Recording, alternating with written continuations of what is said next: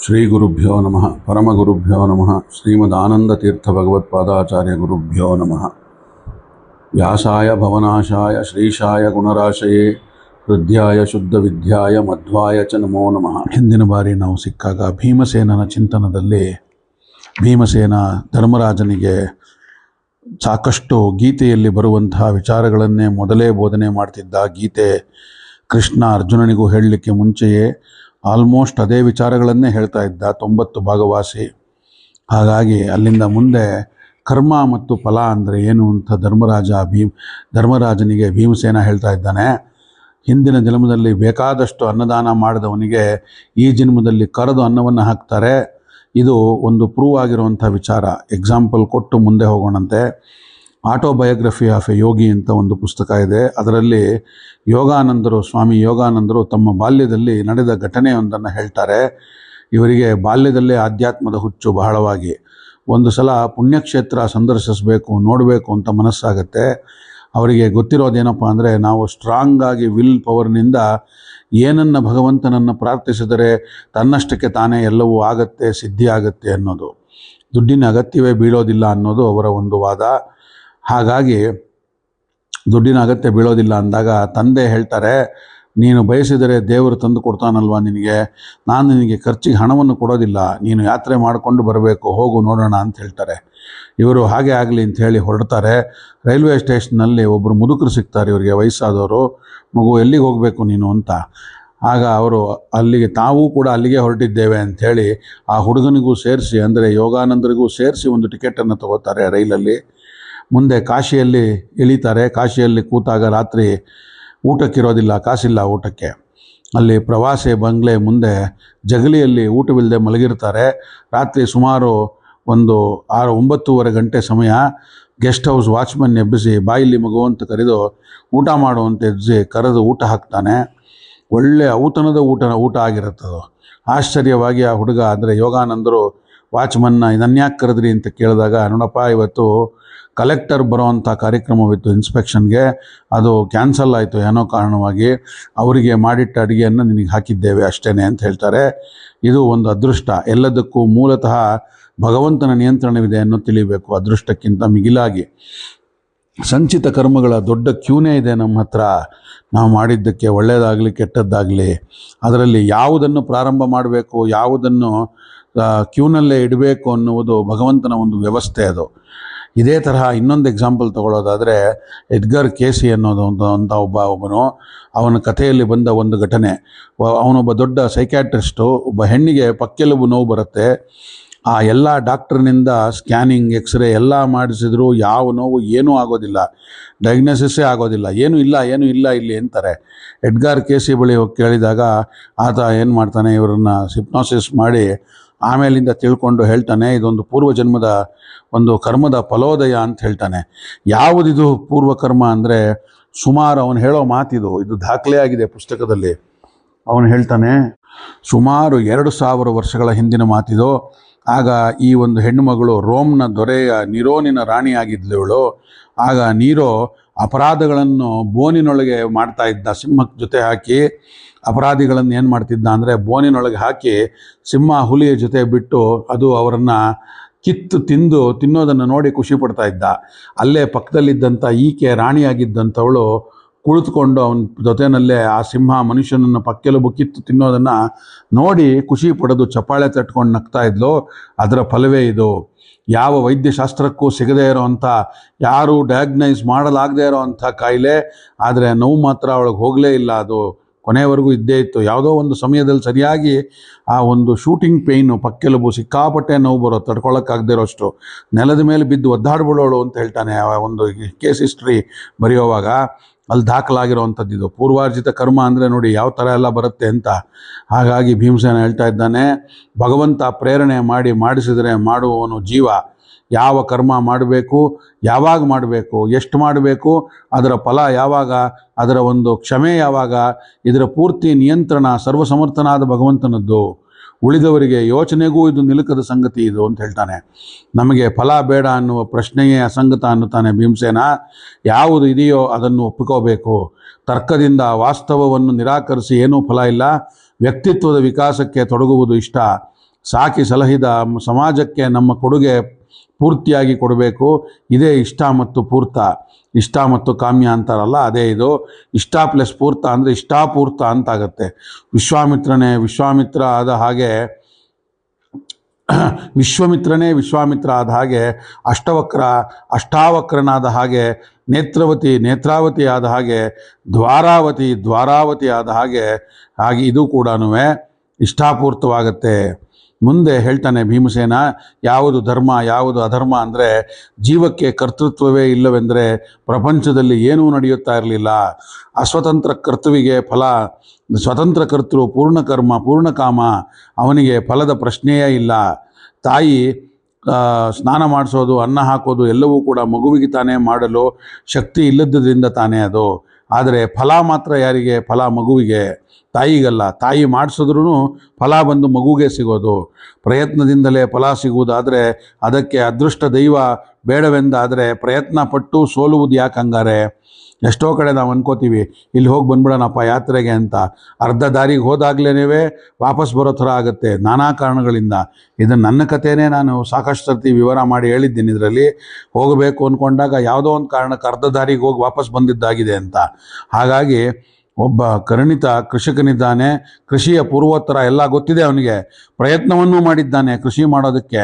ಮಾಡುವುದರಲ್ಲೂ ಏನೂ ಲೋಪವಿಲ್ಲದೆ ಇದ್ದರೂ ಕೂಡ ಮಳೆ ಬರೋದಿಲ್ಲ ಅವನಿಗೆ ಸರಿಯಾಗಿ. ಆ ಟೈಮಲ್ಲಿ ಅವನು ಅದೃಷ್ಟಹೀನನಾಗಿ ಅವನ ಕೆಲಸ ಪೂರ್ತಿಯಾಗಿ ರಿಸಲ್ಟ್ ಕೊಡದಿರ ಹೊರಟೋಗುತ್ತೆ. ಇದನ್ನೇ ಕೃಷ್ಣ ಹೇಳ್ತಾ ಇದ್ದಾನೆ, ಕರ್ಮಣ್ಯೇ ವಾದಿಕಾರಸ್ಥೆ ಮಾ ಫಲೇಶು ಕದಾಚನ. ನಿನ್ನ ಕರ್ಮವನ್ನು ಪೂರ್ತಿಯಾಗಿ ನೀನು ಶ್ರದ್ಧೆಯಿಂದ ಮಾಡು, ಅಷ್ಟೇ ನಿನ್ನ ಕೆಲಸ. ಫಲಾಫಲಗಳನ್ನು ಇಚ್ಛೆ ಮಾಡಿದ್ರೂ ಕೂಡ ಅದರಲ್ಲಿ ನೀನು ಫಲಾಫಲದಲ್ಲಿ ನೀನು ಹಕ್ಕನ್ನು ಸ್ಥಾಪನೆ ಮಾಡಬೇಡ. ನಾನಿದನ್ನು ಮಾಡಿದ್ದೇನೆ, ಅದಕ್ಕೆ ನನಗಿದು ಬೇಕೇ ಬೇಕು ಅಂತ ಹೇಳೋ ಹಕ್ಕು ನಿನಗಿಲ್ಲ. ಆ ಹಕ್ಕು ನನಗೆ ಮಾತ್ರ ಇರೋದು, ಕೊಡಬೇಕೋ ಬಿಡಬೇಕೋ ಅನ್ನುವಂಥದ್ದು. ಆದರೆ ನೀನು ಮಾತ್ರ ನಿನ್ನ ಕರ್ಮವನ್ನು ಬಹಳ ಅಚ್ಚುಕಟ್ಟಾಗಿ ಮಾಡಬೇಕು ಅಂತ ಹೇಳ್ತಾ ಇದ್ದಾನೆ. ಇಲ್ಲಿ ದ್ಯೂತದಲ್ಲಿ ಸೋತಿದ್ದರಿಂದ ಇನ್ನೂ 13 ವರ್ಷಗಳ ಕಾಲ ಕಾಯೋಣ, ಆಮೇಲೆ ನೋಡೋಣ ಅನ್ನುವ ಧರ್ಮರಾಜ ಧೋರಣೆಯನ್ನು ಭೀಮಸೇನ ವಿರೋಧಿಸ್ತಾ ಇದ್ದಾನೆ. ನೀನು ರಾಜ್ಯವನ್ನು ಧರ್ಮದಿಂದ ದುರ್ಯೋಧನನಿಗೆ ಕೊಟ್ಟಿದ್ದರೆ ಆಗ ನಾನು ಕೇಳಬಾರ್ದಾಗಿತ್ತು. ಆದರೆ ನೀನು ಕೊಟ್ಟಿದ್ದೇ ಅಧರ್ಮ, ಜೂಜಾಡಿ ಕೊಟ್ಟೆ ನೀನು. ಅವನು ಪಡೆದಿದ್ದು ದೊಡ್ಡ ಧರ್ಮ, ಜೂಜಾಡಿ ಕೊಂಡುಕೊಂಡ ಅದನ್ನು. ನಿನ್ನ ಪ್ರಾಮಾಣಿಕತೆ ಜೂಜಾಡಿ ಸೋತಿದ್ದು ಅಂದಾದರೆ ಅದಾವ ಪ್ರಾಮಾಣಿಕತೆ ಅದು ಅಂತ ನನಗೆ ಅರ್ಥ ಆಗ್ತಾ ಇಲ್ಲ.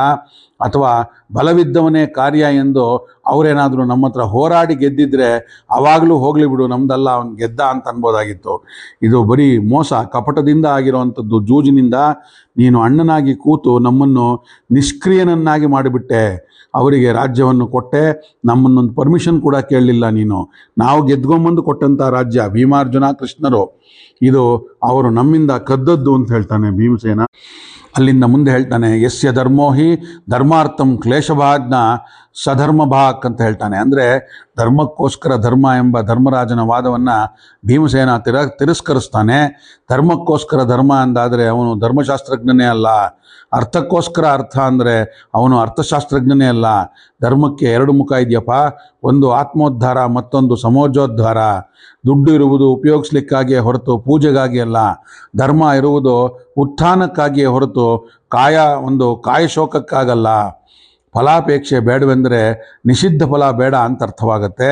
ಆದರೆ ಭಗವಂತನಲ್ಲಿ ಭಕ್ತಿಯೂ ಬೇಡ ಅನ್ನೋದು ಹಾಗಾದರೆ ಅಂತ ಕೇಳ್ತಾ ಇದ್ದಾನೆ ಭೀಮ ಧರ್ಮರಾಜನನ್ನು. ಬಯಕೆ ಕಾಮನೆ ಮುಖ್ಯವಾದ ಸಂಗತಿ. ದುಡ್ಡಿದ್ರೆ ಸಾಲದು, ದುಡ್ಡನ್ನು ಒಳ್ಳೆಯ ಕೆಲಸಕ್ಕೆ ವಿನಿಯೋಗ ಮಾಡಬೇಕು. ಅದನ್ನು ಮಾಡುವಂಥ ಕಾಮನೆ ಇರಬೇಕು, ಡಿಸೈರ್ ಇರಬೇಕು. ಮುಖ್ಯವಾಗಿ ಯಾವುದನ್ನು ಬಯಸದೆ ಬದುಕುವುದಕ್ಕೆ ಸಾಧ್ಯವೇ ಇಲ್ಲ. ಅದರಿಂದಲೇ ಹೇಳಿದ್ದು ಕಾಮವೇ ಮುಖ್ಯ, ಕಾಮನೆಯೇ ಮುಖ್ಯ. Desire is very important. ಒಂದು ವೇಳೆ ಏನನ್ನೂ ಬಯಸೋದಿಲ್ಲ ಅನ್ಕೋ, ಅಂತಾದರೂ ಕೂಡ ಏನನ್ನೂ ನಾನು ಬಯಸಬಾರದು ಅನ್ನುವ ಒಂದು ಬಯಕೆ ಇರುತ್ತಲ್ಲ, ಅದು ಒಂದು ಬಯಕೆ ಅಲ್ವೇ ಅಂತ ಹೇಳ್ತಾ ಇದ್ದಾನೆ. ಹಾಗಾಗಿ ಧರ್ಮ ಅಂದರೆ ಏನಪ್ಪ ಅಂದರೆ, ಧರ್ಮ ಅಂದರೆ ಕ್ರಿಯೆ ಅಲ್ಲ, ಕ್ರಿಯೆಯ ಹಿಂದಿನ ಭಾವ.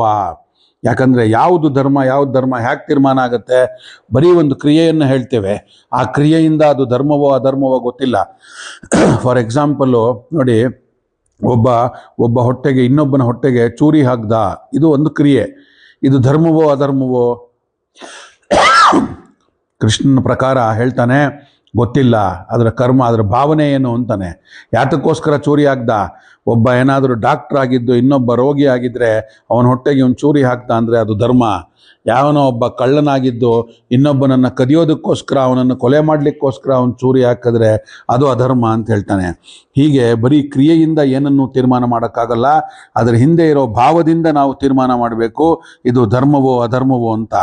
ಸುಳ್ಳೋ ಸರಿಯೋ ಯಾವುದು ಹೇಗೆತ್ತದೋ ಅದನ್ನು ಹೇಳಿದ್ದೇನೆ ಮುಂಚೆನೆ ನಾನು. ಯಾರೋ ಒಬ್ಬ ಅಸಹಾಯಕನನ್ನು 4 ಜನ ಕಳ್ಳರು ಅಟ್ಟಿಸ್ಕೊಂಡು ಹೋಗ್ತಾ ಇರ್ತಾರೆ, ಅವನೆಲ್ಲೋ ಅವಸ್ಕೊಂಡಿರೋದನ್ನು ನಾವು ನೋಡಿಬಿಡ್ತೇವೆ. ನಮ್ಮ ಹತ್ರ ಬಂದು ಈ ಕಡೆ ಒಬ್ಬ ಹೋದ್ನಲ್ಲ ನೋಡಿದ್ರ ಅಂದರೆ ಹೌದು ನಾವು ಸುಳ್ಳು ಹೇಳಬಾರ್ದು, ಯಾವತ್ತೂ ನಾವು ಇದನ್ನು ಪ್ರತಿಜ್ಞೆ ಮಾಡಿದ್ದೇವೆ ಸುಳ್ಳು ಹೇಳಲ್ಲ ಅಂತ. ನೋಡಿ ಅಲ್ಲೇ ಅವಸ್ಕೊಂಡು ಕೂತಿದ್ದಾನೆ ಅಂದರೆ ಅದು ನಿಜವೇ ಆದ್ರೂ ಕೃಷ್ಣನ ದೃಷ್ಟಿಯಲ್ಲಿ ಅದು ಅಧರ್ಮ. ಯಾಕಂದರೆ ಅವನೊಬ್ಬ ಅಸಹಾಯಕ, ಪ್ರಾಮಾಣಿಕ ಅವನು. ಇವರು ಬರ್ತಾ ಇರೋದು ಅನ್ಯಾಯವಾಗಿ ಅವನ ಹತ್ರ ಹೊಡೆದವನ್ನ ಕಿತ್ಕೊಂಡು ಹೋಗ್ಲಿಕ್ಕೋಸ್ಕರ. ಅದ್ರ ಬದಲಿಗೆ ಸುಳ್ಳೇ ಆದ್ರೂ ಇಲ್ಲಪ್ಪ ನಾನು ನೋಡಲೇ ಇಲ್ಲ, ಈ ಕಡೆ ಅವನು ಯಾರೂ ಬರಲೇ ಇಲ್ಲ ಅಂದರೆ ಅವರು ದಾರಿ ತಪ್ಪಿಸಿದ್ರೆ ಇವನು ಅಸಹಾಯಕತೆ ಇರೋನೊಬ್ಬ ಬಚಾವಾಗ್ತಾನೆ, ಅದು ಧರ್ಮ ಅಂತಾನೆ ಕೃಷ್ಣ. ಹೀಗೆ ಅತಿಯಾದ ಪ್ರಾಮಾಣಿಕತೆ ಸರಿಯಲ್ಲ. ಅಂದರೆ ಎಲ್ಲಿ ಪ್ರಾಮಾಣಿಕವಾಗಿರಬೇಕೋ ಅಲ್ಲಿರಬೇಕು, ಯಾರಿಗೆ ನಿಯತ್ತಾಗಿರಬೇಕೋ ಅಲ್ಲಿರಬೇಕು. ರಾಜರಿಗೆ 100ಕ್ಕೆ 100ರಷ್ಟು ಧರ್ಮ ಮಾಡಲು ಬರೋದಿಲ್ಲ. ಯಾಕಂದರೆ ಜನಾರ್ದನನ್ನಾದರೂ ಮೆಚ್ಚಿಸ್ಬೋದು, ಜನನ ಮೆಚ್ಚಕ್ಕಾಗಲ್ಲ ಅನ್ನೋ ಗಾದೆ ಇದೆ. ಹಾಗಾಗಿ ಎಲ್ಲ 100 ಜನ ಇದ್ದರೆ 100 ಜನಕ್ಕೂ ಒಬ್ಬ ಒಳ್ಳೆಯವನಾಗಕ್ಕೆ ಸಾಧ್ಯ ಇಲ್ಲ. Same thing implies in corporate world also. ಯಾರಾದರೂ ಒಬ್ಬ ಮ್ಯಾನೇಜರ್ ಇದ್ದರೆ ಅವನು ಆ ಟೀಮಲ್ಲಿರೋರ್ಗೆ ಎಲ್ರಿಗೂ ಒಳ್ಳೆಯವನಾಗಿ ಕಾಣೋಕ್ಕಾಗಲ್ಲ. 80% ಜನಕ್ಕೆ ಅವನು ಒಳ್ಳೆಯವನಾಗಿದ್ದರೆ ಅದೇ ದೊಡ್ಡದು, ಅದೇ ಜಾಸ್ತಿ. ಹಾಗಾಗಿ ಅನ್ಯಾಯದ ವಿರುದ್ಧ ಅನ್ಯಾಯವನ್ನು ಮಾಡಿದಾಗ ಅದರಿಂದ ನ್ಯಾಯದ ಸ್ಥಾಪನೆ ಆಗುವುದಾದರೆ ಅದೂ ಕೂಡ ಧರ್ಮ ಅಂತ ಹೇಳ್ತಾ ಇದ್ದಾನೆ ಭೀಮಸೇನ. ಭಗವಂತನ ಬಳಿ ಭಕ್ತ ಹೇಳ್ತಾನೆ ನಖತೆ ಕ್ರಿಯತೆ ಅಂತ, ನಾನು ಪೂಜೆ ಮಾಡೋದಿಲ್ಲ, ನೀನೇ ನಿನ್ನ ಪೂಜೆಯನ್ನು ಮಾಡ್ಕೋ ಅಂತ. ಆ ನೀನೇ ಪೂಜೆಯನ್ನು ನನ್ನ ಉಪಕರಣವನ್ನಾಗಿ ಮಾಡ್ಕೋ ಅನ್ನೋದು ಅದೇ ನನ್ನ ಭಾಗ್ಯ ಅಂದರೆ ಅದು ದೊಡ್ಡ ಧರ್ಮ ಅಂತ ಹೇಳ್ತಾ ಇದ್ದಾನೆ. ಹಾಗಾಗಿ ಮುಂದೆ ಕೃಷ್ಣ ಅರ್ಜುನನಿಗೆ ಹೇಳೋದೆಲ್ಲ ಇದೇನೇ. ಮೊದಲೇ ಪೂರ್ಣ ವಿವರಗಳೊಂದಿಗೆ ಭೀಮಸೇನ ಧರ್ಮರಾಜನಿಗೆ ಹೇಳಿಬಿಟ್ಟಿದ್ದಾನೆ. ಸುಮಾರು 3 ದಶಕಗಳ ಹಿಂದೆ ಒಬ್ಬರು ವೈದ್ಯರು ಇದ್ದರು ಅಂತ ಹೇಳ್ತಾ ಇದ್ರು ಗುರುಗಳು, ಬಹಳ ಜನಪ್ರಿಯ ವೈದ್ಯರು. ಅವರೊಮ್ಮೆ ಮಠಕ್ಕೆ ಬಂದಿದ್ದರು. ಬಂದವರು ಅವ್ರ ಬಗ್ಗೆ ಸ್ವಾಮಿಗಳ ಪರಿಚಯ ಮಾಡಿಸಿದಾಗ ಆ ವೈದ್ಯರು ಇವರು ಬಹಳ ಪರಿಣಿತ ವೈದ್ಯರು, ಇವರು ಎಂತೆಂಥ ದೊಡ್ಡ ಸರ್ಜರಿಗಳನ್ನು ಮಾಡಿ ದೊಡ್ಡ ಕಾಯಿಲೆಗಳನ್ನು ಗುಣ ಮಾಡಿ ವಾಸಿ ಮಾಡಿದ್ದಾರೆ ಅಂತ ಹೇಳಿದಾಗ ಆ ವೈದ್ಯರು ನಗುತ್ತಾರೆ. ಯಾಕೆ ನಗ್ತಾ ಇದ್ದೀರಾ ಅಂತ ಕೇಳಿದ್ರೆ ಅವ್ರು ಹೇಳ್ತಾರೆ, I am just merely an instrument in the hands of god ಅಂತ. ನಾನು ನನ್ನ ಕೈನಲ್ಲಿರೋ ಚೂರಿನೇ ಎಲ್ಲ ಸರ್ಜರಿಗಳನ್ನು ಮಾಡಿ ವಾಸಿ ಮಾಡ್ತು ಅಂತ ಹೇಳಿದ್ರೆ ಎಷ್ಟು ಅಸಂಬದ್ಧವಾಗಿ ನಗೆಪಾಟ್ಲಾಗುತ್ತೋ ಹಾಗೇನೆ ನಾನು ಎಲ್ಲವನ್ನು ವಾಸಿ ಮಾಡಿದೆ, ಇವರಿಗೆ ನಾನೇ ಸರ್ಜರಿ ಮಾಡಿದ್ದು ಅಂತಂದರೆ ಅಷ್ಟೇ ಅಸಂಬದ್ಧ, ನಗೆಪಾಟ್ಲಾಗತ್ತೆ.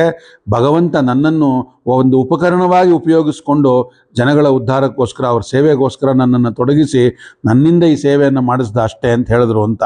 ಇದರಲ್ಲಿ ಗೊತ್ತಾಗ್ತದೆ ಯಾವುದು ಧರ್ಮ ಹೇಗಿರಬೇಕು, ನಾವು ಫಲಾಫಲಗಳ ಅಪೇಕ್ಷೆ ಹೇಗಿರಬೇಕು ಅಂತ ಅಂದ್ಬಿಟ್ಟು ಅಂತ. ಹಾಗಾಗಿ ಇದೇ ಭೀಮಸೇನ ಹೇಳಿದ್ದು, ನಾವೆಲ್ಲರೂ ದೇವರ ಕೈಯ ಉಪಕರಣಗಳು ಅಂತ ಹೇಳಿ. ಧರ್ಮ ಅಂದ್ರೇನು ಅಂದರೆ ಧರ್ಮಕ್ಕೋಸ್ಕರ ಧರ್ಮ ಅನ್ನುವುದು ಧರ್ಮಶಾಸ್ತ್ರಜ್ಞರು ಒಪ್ಪೋ ಮಾತಲ್ಲ.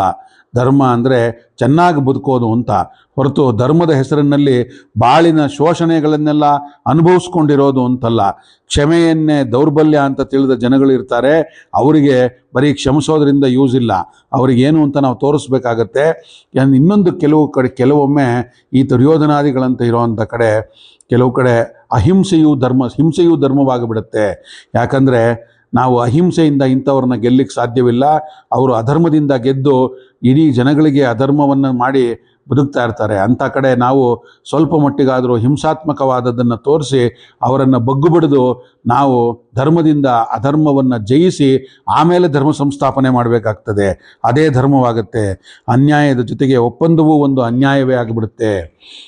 ರಾಜ್ಯ ಬೇಡ ಅಂತ ಧರ್ಮರಾಜ ಕಾಡಿಗೆ ಹೋಗ್ತೀನಿ ಅಂತ ಹೇಳ್ದ ಆಮೇಲಿಂದ.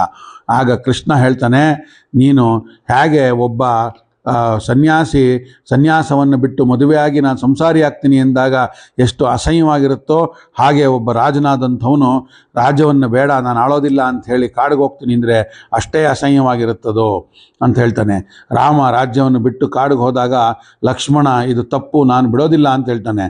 ನನ್ನ ಕೈನಲ್ಲಿ ಕತ್ತಿ ಇದೆ, ಧನುಸ್ಸಿದೆ, ಬಾಣವಿದೆ, ನಾನಿದನ್ನು ಉಪಯೋಗಿಸಿ ನನ್ನ ಅಪ್ಪನ ವಿರುದ್ಧ ದಂಗೆ ಹೇಳ್ತೇನೆ ಅಂತ ಹೇಳ್ತಾನೆ.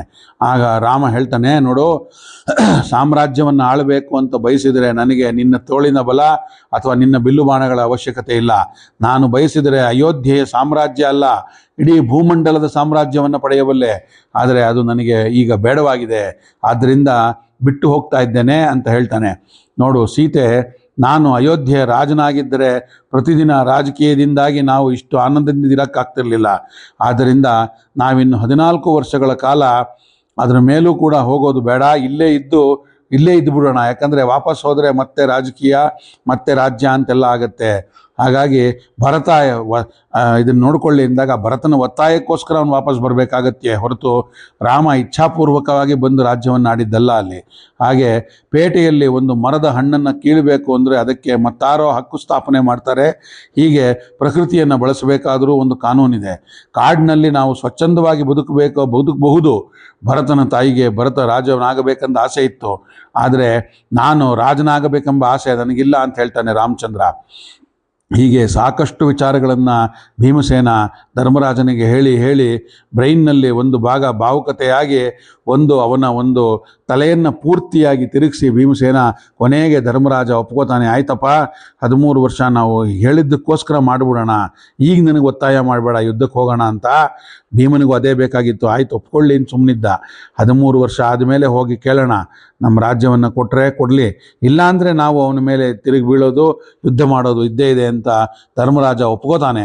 ಆ ಒಂದು ಒಪ್ಪಿಗೆಯ ಮಾತು ಭೀಮಸೇನನಿಗೆ ಧರ್ಮರಾಜನ ಬಾಯಿನಿಂದ ಕೇಳಬೇಕಾಗಿತ್ತು. ಅದಕ್ಕೋಸ್ಕರವಾಗಿ ಇಷ್ಟನ್ನು ಹೇಳಿ ಅವನನ್ನು ಒಪ್ಪಿಸಿ, ಆಯಿತು ಈಗ ಒಪ್ಕೊಂಡೆಲ್ಲ, ಈಗ ನನಗೆ ನೆಮ್ಮದಿ ಆಯಿತು ಅಂತ ಹೇಳ್ತಾನೆ. ಅಲ್ಲಿಗೆ ಇವತ್ತಿನ ಈ ಒಂದು ಭೀಮಸೇನ ಚಿಂತನವನ್ನು ಇಲ್ಲಿಗೆ ಉಪಸಂಹಾರ ಮಾಡೋಣ. ಮುಂದೆ ಭೀಮಗೀತೆ ಅಂತ ಹೇಳಿದೆ, ಅದನ್ನು ಇನ್ನೊಂಚೂರು ವಿಸ್ತಾರವಾಗಿ ಏನು ಹೇಳಿದ್ದಾನೆ ಅನ್ನೋದನ್ನು ನೋಡೋಕ್ಕೆ ಪ್ರಯತ್ನ ಪಡೋಣ. ಅದಾದಮೇಲಿಂದ ಮುಂದೆ ಹೇಳ್ತಾನೆ ಧರ್ಮವೀರನಾಗಂಥ ಭೀಮಸೇನ ಏನು ಮಾಡ್ತಾನೆ. ಹಾಗಾಗಿ ಅದನ್ನೆಲ್ಲ ನೋಡ್ತಾ ಹೋಗೋಣಂತೆ ಮುಂದೆ. ಅಲ್ಲಿವರೆಗೂ ಇವತ್ತಿನ ಈ ಒಂದು ಭೀಮಸೇನ ಚಿಂತನವನ್ನು ನನ್ನ ಗುರುಗಳಾದ ಬನ್ನಂಜೆ ಅವರಿಗೆ ಹಾಗೂ ಅವರ ಅಂತರ್ಯಾಮಿಯಾದ ವಾಯುದೇವರು ಹಾಗೂ ಕೃಷ್ಣ ಪರಮಾತ್ಮನ ಪಾದಗಳಿಗೆ ಅರ್ಪಣೆಯನ್ನು ಮಾಡೋಣ. ಶ್ರೀ ಕೃಷ್ಣಾರ್ಪಣಮಸ್ತು. ಸರ್ವೇ ಸಜ್ಜನ ಸುಖಿನೋ ಭವಂತು.